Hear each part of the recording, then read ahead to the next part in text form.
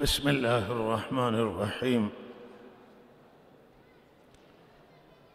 الحمد لله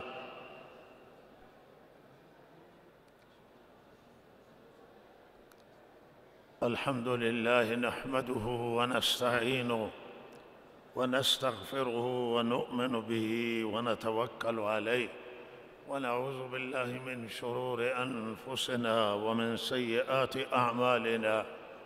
من يهده الله فلا مضل له ومن يضلله فلا هادي له، وأشهد أن لا إله إلا الله وحده لا شريك له، وأشهد أن سيدنا ونبينا ومولانا محمدًا عبده ورسوله صلى الله تعالى عليه وعلى آله وصحبه أجمعين. اما بعد، از سخنان زیبا و ارزشمند جناب مفتی حفظه الله تعالی استفاده کردید و با توجه به اینکه وقت مختصر هست، عرایض کوتاهی خدمت شما عرض می شود. به امید که آنچه که حق و واقعیت هست و حقیقت هست الله تعالی توفیق عنایت کنه. الله تعالی به ما توفیق بده که از حق یک سر موی هم تجاوز نکنیم و الله تعالی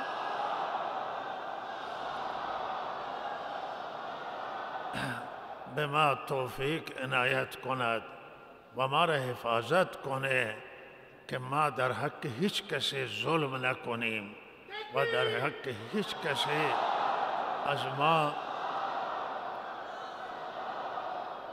به انصافی صورت نگیره. با توجه به اینکه امروز الله تعالی رحمت فرستادند و در یک وقت بسیار زیبای فرستاد قبل از نماز صبح، این برف ماشاءالله کم سابقه که در این وقت با برکت این برف نازل شد و در مصلی نمی شد که نماز جمعه را برگزار کنیم، چون مصلی صحنش خاکی هست و به هر حال مرطوبه و نمیشه که اونجا جا نماز چیزی چادری بیاندازید و نماز بخونید.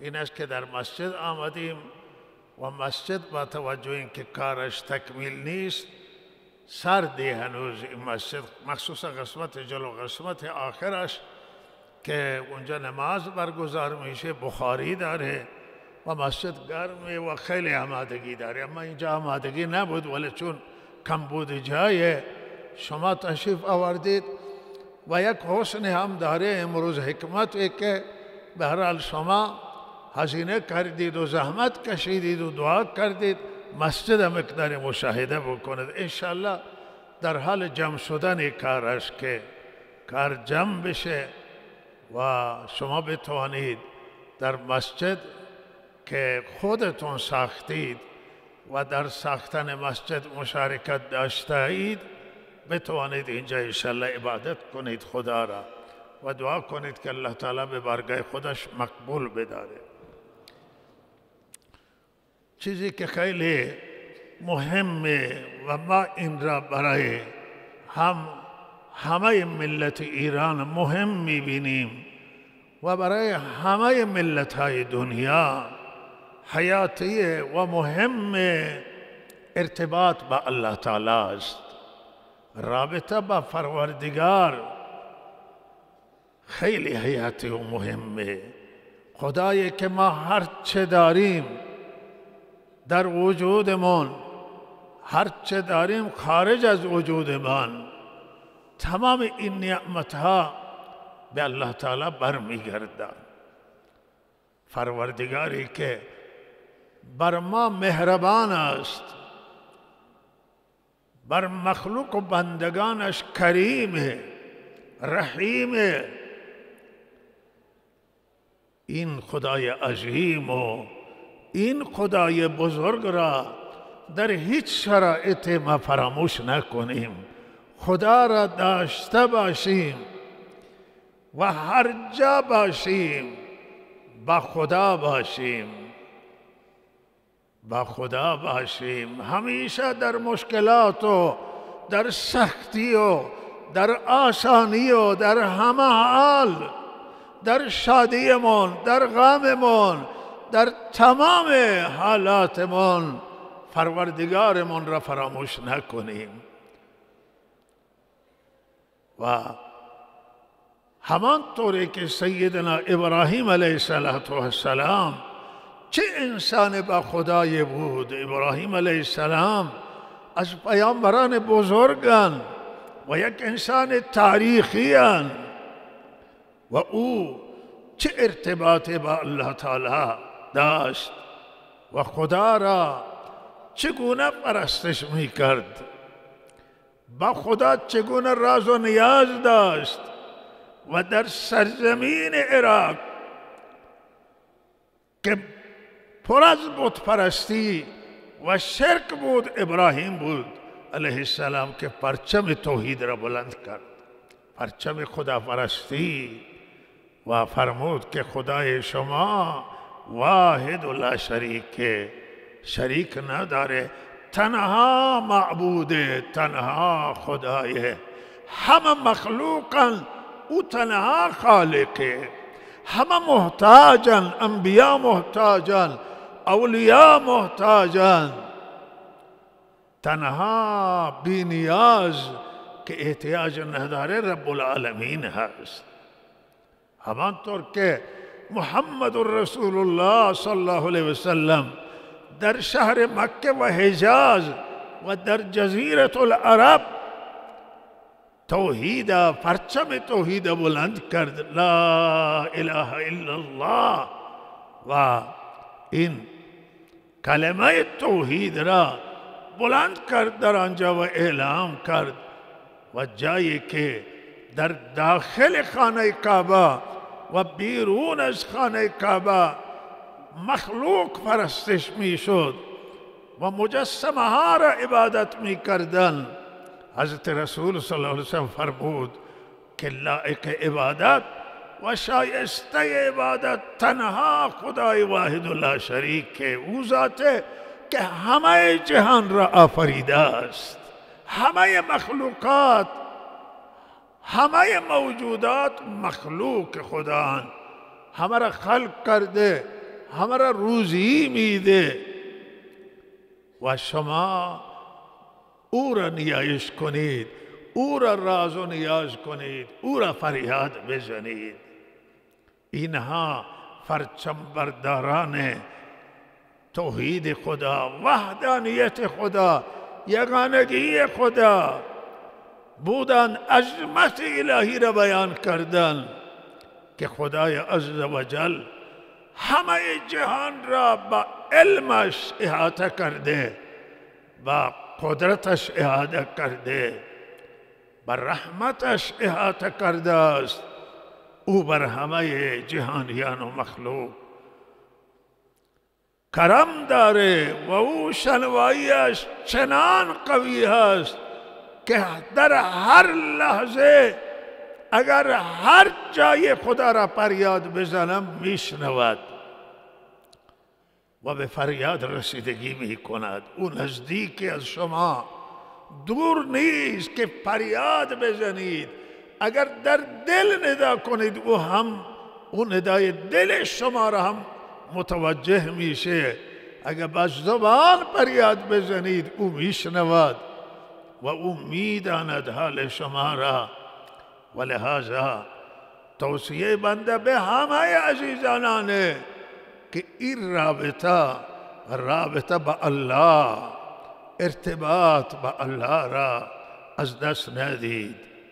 در وقتهای مخصوصا مصائب و مشکلات و آلام و دردها او را ندا کنید و یقین داشته باشید که او میشنود، او میداند و مطمئن باشید که به فریاد شما رسیدگی میکند.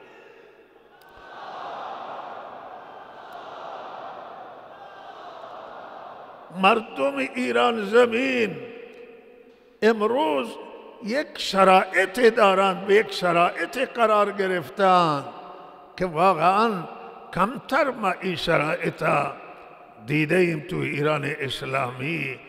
انسجام در میان مردم، اتحاد در میان مردم، همدردی و اینکه برای یک دیگر دل می سوزند، برای یک دیگر به یک دیگر محبت پیدا کردن.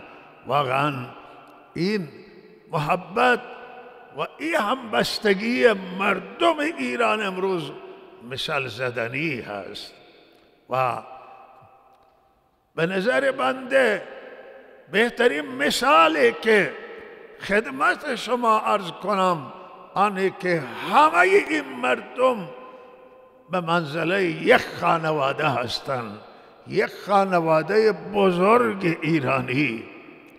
همه اینها اعضای همین یک خانواده، ایرانی هایی که در داخل ایرانند، ایرانی هایی که در خارج از کشورند، چنان پیوند خوردند، چنان به هم همدردند و غمخوار یکدیگرند که به منزله اعضای یک خانواده. و امروز این همبستگی یه ملی و این وحدت کشور ما را، تمامیت ارضی ما را امروز تامین میکنه. الحمدلله ما مطمئنیم که با این انسجام و وحدت ملی و این دوستی که وسط هست، هیچ دشمن طمع سرزمین ما را نمیتونه بکنه و خاک و وطن ما را نمیتواند بکند. این مردم امروز با هم انسجام پیدا کردند.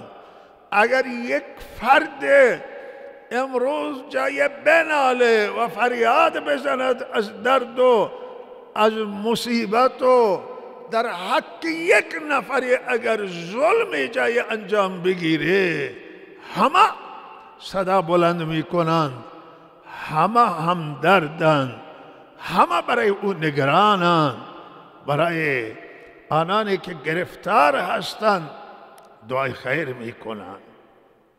و اگر در حق یک انسان به هر حال خوشحالی به یکی به دست بده و یک انسان به نعمت هم برسه، در حق او هم وقت اطلاع حاصل بکنند خوشحال میشن. و این اعضای خانواده و این مردم در کنار هم قرار گرفتن. این مردم ایران که در 57 انقلاب 57 در کنار یکدیگر قرار گرفتند و برای آزادی مبارزه کردند، برای عدالت مبارزه کردند، برای برای رسیدن به حق و حقوق، برای رسیدن ایران به سربلندی و این که سرمایه های ایران به ایران خرج بشه و به خود ملت خرج بشه. این مردم او زمان شعار دادند و این مردم او زمان مبارزه کردند و فیروز شدند. و این ایام همون عرض کنم که فیروزی انقلاب 57 هست. امروز هم این مردم همون فریاد میزنند، همون فریاد عدالت این ملت ایران. چیز بزرگ نمیخواهند، چیز زیاد نمیخواهند، عدالت میخواهند.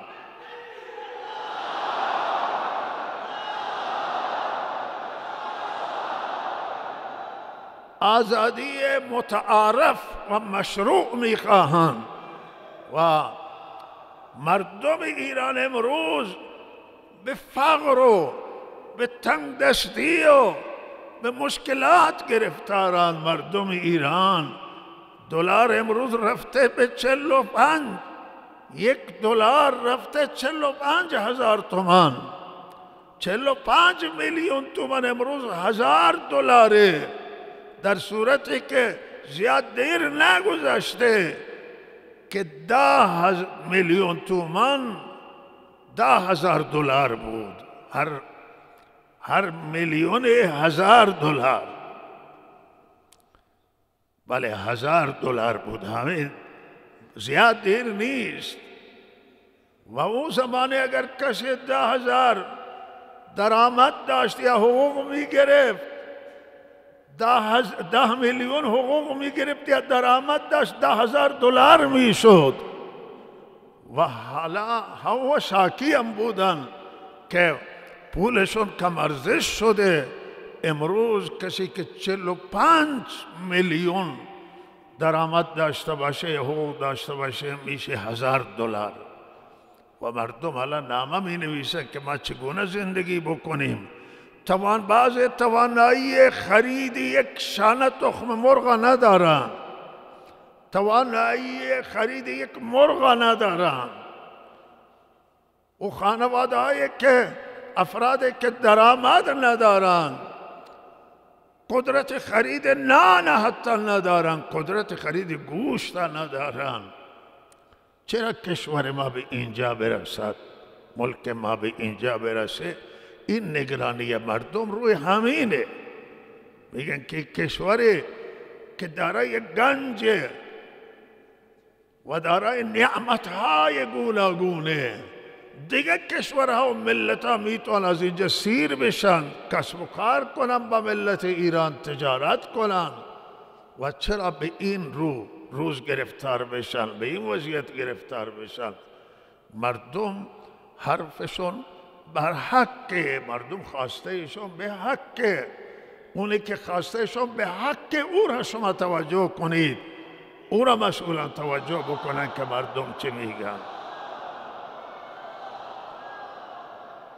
مردم ایران حق خودشون میدانند که عدالت در حقشون اجرا بشه، آزادی داشته باشن، آزادی بیان، کلام و تحزب، و بتوانند مدیران توانمند را انتخاب کنند برای اداره کشور، برای اداره وزارتخانه ها و برای سایر جاهایی که نیازه. مردم ایران میخواهند کشورشون رقابت کنه با کشورهای توسعه یافته و کشورهایی که ثروت دارن. این کشور میتونه با کشورهایی که ثروت دارن رقابت کنه و با پول ایرانی با پولهای کشورهای ثروتمند رقابت بکنه، با دلار رقابت کنه، با یورو رقابت بکنه، با پولهای کشورهای همسایه رقابت کنه، پول ارزش پیدا بکنه، زندگی راحتی داشته باشد. و لحاظا این حق این ملت هست، ملتی که 57 انقلاب کردند و این احسان این ملتی که انقلاب کردند و قیام کردند و به هر حال تحول آوردند توی کشور. و الان همون خواسته ها را دارن ملت تکرار میکنن و انتظار دارن که به این خواسته ها اگر بر حقاً به خواسته هاشون برسن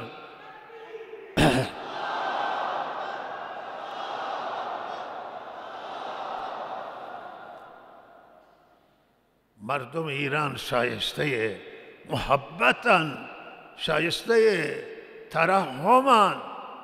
ملت ایران دیده بشه از ملت‌های خوب دنیای این شهادت بزرگان این نظامه که ملت ایران همیشه به خوبی یاد کردن در گذشته و از این ملت همیشه اظهار رضایت کردن و لحاظ این ملت را باید دریافت و به خواسته های این ملت توجه کرد. ما امیدواریم که الله تعالی گشادگی بیاره و مسئولان هم توجه کنند به ندای مردم. امروز شرایطی در کشور ما هست که اگر این مردم عدالتی در حقشون اجرا بشه، در دادگاه ها، در هر جای دیگر، این تمام این خانواده خوشحاله.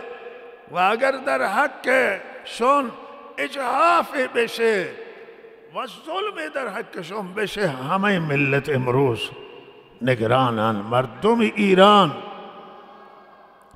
امروز از همه خانواده ملت ایرانن.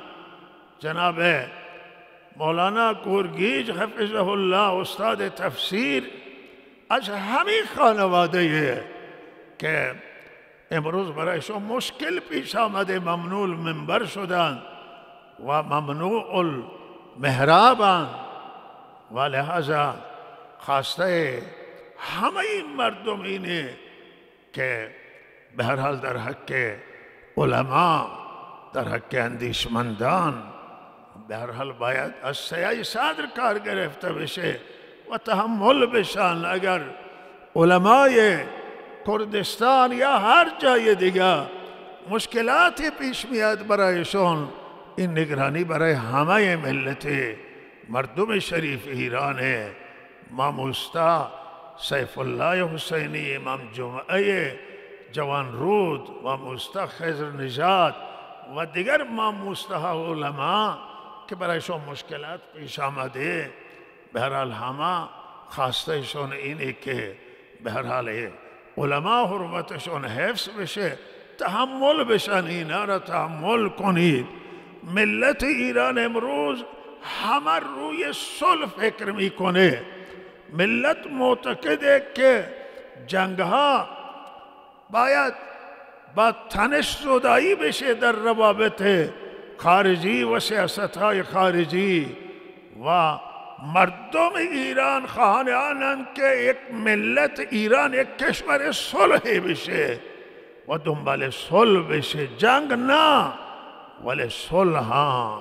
صلح در یمن باید صلح انجام بگیره و یمن نباید جنگ ادامه پیدا بکنه که مایه نابودی مردم یمن بشه. صلح عادلانه دنبالن. تشکیل حکومت‌های فراگیر تنها راه و برون رفت از درگیری‌ها در یمن هست.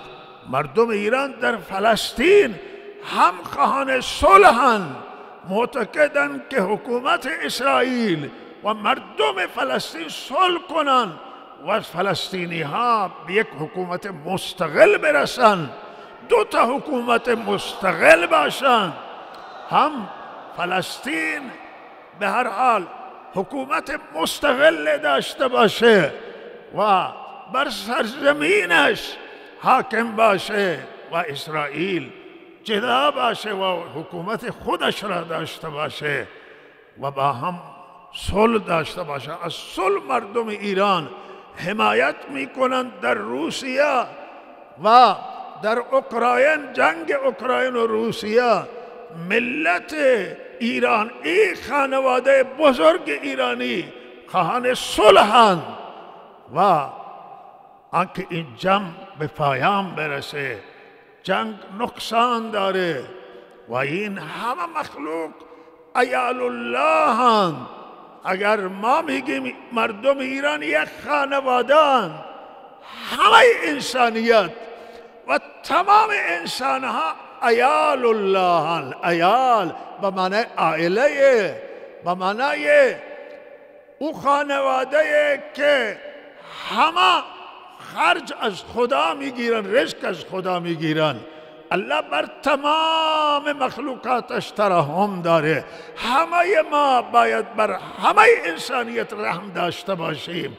همه ما بر حیوانات که هم خلق خدا باید ترحم داشته باشیم و لحاظا ما روی انسانیت باید فکر کنیم و لحاظا معتقدیم که هر تمام بشر و انسان همه هم جنس ما هستند، ما همه از یک جنس و نوعیم و لحاظا باید برای اینها گریه کنیم، برای اینها دل بسوزیم و معتقدیم که این جنگ ویرانگری است و نقصان داره، مردم بیگناه کشته میشن و انتظار ما همینه که جنگ اوکراین و روسیه به پایان برسه و صلح کنند و برای یکدیگر مرزهای یکدیگر احترام قائل باشند. ملت ایران ملت صلح، پیام آور صلح، پیام آور آشتی هست و ملت ایران به اعدام نه می کند و اعدام را برای هیچ جای دنیا نمی خواهد.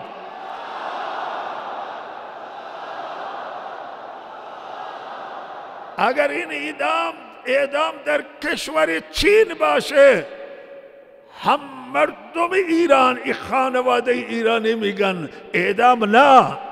بالاخره بندگان خدا بر اینها اشتباه میکنند، خطا میکنند، بر اینها ترحم بشه، از طریق دیگر به مجازات های دیگری اگر برسند، ولی اعدام نه. اگر بعضی گفتن که شما اینجا انتقاد میکنید، چرا نام عربستان سعودی را نمیگیرید؟ برای ما هیچ تفاوت نداره. ما پیاممون هم همینه برای کشور عربستان سعودی که از اعدام اجتناب بشه، از اعدام دوری بشه. سیره آن حضرت و سنت آن حضرت و سیره خلفای راشدین اگر ما برگردیم که چقدر انسانها را چه تعداد را اعدام کردند، ما هم اعتقادمون همینه که در دین اسلام اعدام نیست مگر در قصاص قتل مرتکب بشه و بعض موارد خیلی نادر و کمه.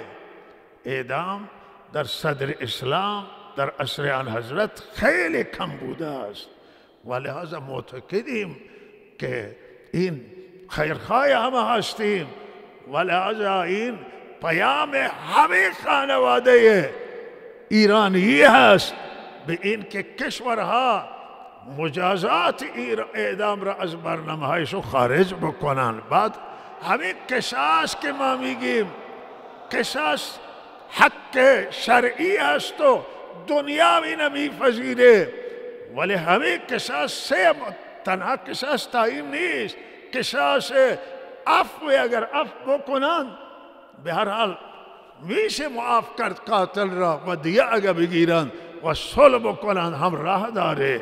اگر نه قصاص بکنن، قصاص هم درسته و برای کشورمون، برای مقامات قضاییمون همینه. ملت ما موافق با اعدام نیست و ما همه این ملت صاحبان این کشوران و به هر حال اینها از مسئولانشون خواستهشون از مقاماتشون اینه که قصاص اجرا بشه و بقیه مردم به هر حال در اعدام احتیاط بشه. بالاخره این خانواده های که سرپرست خود را از دست میدهند، این خانواده که عزیزان را از دست میدهند، خیلی سرشون سخته، خیلی بر اینها مشکل میگذرد و به هر حال این همان طوری که در صدر اسلام بوده، همان طور که سیدنا علی رضی الله در زمان سیدنا علی رضی الله تعالی عنه خلفای راشدین بوده، این مسیری است که ما ببریم. این انشاءالله مسیر درست و صحیح است. ما امیدواریم که الله سبحانه و تعالی همه مشکلات ها را و گرفتاری ها را رفع بکنه و خواهان به هر حال آرامشیم، خواهان این گفتمانیم، گفتگو هستیم. ملت ایران خواهان گفتگو هست، بشینیم با هم صحبت کنیم. تو یک خانواده اگر اختلاف بیفته می نشینم با هم صحبت می کنم. این خانواده که بنده عرض کردم اینا یک خانواده از هر ایلو، از هر تبارو، از هر کیشو، از هر مذهب. امروز مردم ایران مذهب نگاه نمی کنن، اعتقاد هم نگاه نمی کنن چه اعتقادی دارن، نگاه می کنن که ایرانی هستند همه. و بالاخره به درد همه اگر در حق کسی جواب بشه، در حق کسی مشکل پیش بیاید، از هر ایلو تبارو، از هر کیش و مذهب باشه، همه نگران میشن روی اون. و این انسجامی که امروز به وجود آمده است، اخبار ها را کنترل می کردم و رسانه ها را، و واقعا گزارشی که از افغانستان می دهند خیلی تکان دهنده. مردم افغانستان با یک سرمایه روبروان که در تاریخ افغانستان کم سابقه، حداقل میگن در چندین دهه، این عرض کنم که سردی نبوده، تلفات دامی و کشاورزی و ضایعات انسانی بسیار سنگین بوده در افغانستان. افغانستان به خاطر آنکه با جامعه جهانی ارتباط دیپلماتیک نداره، با فقر مواجهه، با تنگدستی مواجهه، با سختی ملت افغانستان مواجهه. واقعا ملت افغانستان قابل رحمه، قابل درکه، و ما از جامعه جهانی میخواهیم که به ملت افغانستان ترحم کنند، ملت افغانستان دریابند. و به هر حال روابط دیپلماتیک با افغانستان شاید منصفانه باشه که این رابطه برقرار بشه، به خاطر مردم افغانستان، به خاطر ملت افغانستان، ترحم بر مردم این رابطه برقرار بشه. مشکلاتی که جهانیان دارن با دولت آنجا، به هر حال این مشکلات به بهتر قابل حل میشه، و هم مسائل حقوق بشر و هم مسئله زنان و تحصیل زنان و تحصیل دختران و بکارگیری زنان و شغلشون، اینها ما امیدواریم که قابل حل باشه. همانطوری که به هر حال اگر این روابط دیپلماتیک برقرار بشه بهتر میشه مذاکره کرد. علمای جهان اسلام هم میتوانند تاثیرگذار باشند در افغانستان. ما هم اعتقاد داریم به حقوق بشر و معتقدیم که حقوق بشر و شریعت اسلام با هم بسیار نزدیکند در حقوق، رعایت حقوق انسان. و ما هم اعتقاد داریم که زنان، دختران باید تحصیل بکنن و زمینه کارشون فراهم بشه. هم ماها علمای جان اسلام انشاءالله تلاش میکنن، هم اگر این رابطه برقرار بشه به ملت افغانستان از این شرایط نجات بگیره. و این مطلبی که به هر حال حق افغانستان میدانم و ملت افغانستان هم عرض کرده، امیدواریم که الله تعالی مشکلات حل بکنه. و همانطور که در جریان هستید، توی هفته گذشته یک فاجعه بسیار خطرناک و یک حادثه دلخراش رخ داده در کشور سوئد و در کشور فنلاند. بله، کشور فنلاند. هلند ایست و نه، اینها فنلاند نوشتن، درسته بشه. در کشور فنلاند فکر کنم، اگر هلند هم درسته، هلند، در کشور هلند. به هر حال این حادثه دلخراش از این قراره که قرآن عظیم الشأن آتش میدن و میسوزن و واقعا این خیلی حادثه خطرناکی است. این اولا درگیر شدن با رب العالمین و آزمایش کردن خشم خدا و قهر خدا، چرا که این کتاب مقدس پروردگاره و آخرین کتابه و لہذا این خیلی توهین بزرگه، اهانت بزرگه به قریب 2 میلیارد مسلمان دنیا، به ملت مسلمان توهین و اهانت و سوختن در واقع دل همه مسلمانانه و تحریک مسلمانانه و نباید کشور سوئد و هلند و هر کشور دیگری اجازه بدن و بگن که ممانعت اینا برخلاف آزادی است. این آزادی این چه آزادیه؟ این آزادی قابل درک نیست، این آزادی قابل فهم نیست که آزادی در توهین باشه، آزادی به توهین به پیامبران الله، به اولیای الله. کسی توهین بکنه علیاذ بالله به حضرت عیسی، توهین بکنه به حضرت مریم، توهین بکنه به تورات و انجیل، چه کسی میتوانه این را تحمل کنه؟ نه مسلمان و نه غیر مسلمان توهین میتونه برداشت بکنه.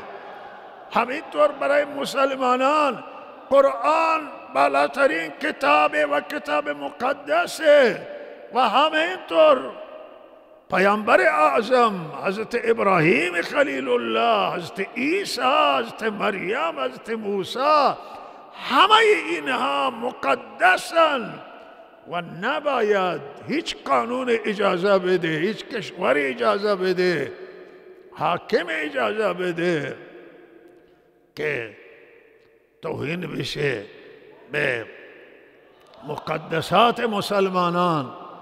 و به هر حال اینها افراطیون تحریک میکنند و فردا اگر افراط تندروها کاری انجام بدن، کسی احساساتی باشه میگه که اینا تروریسمن.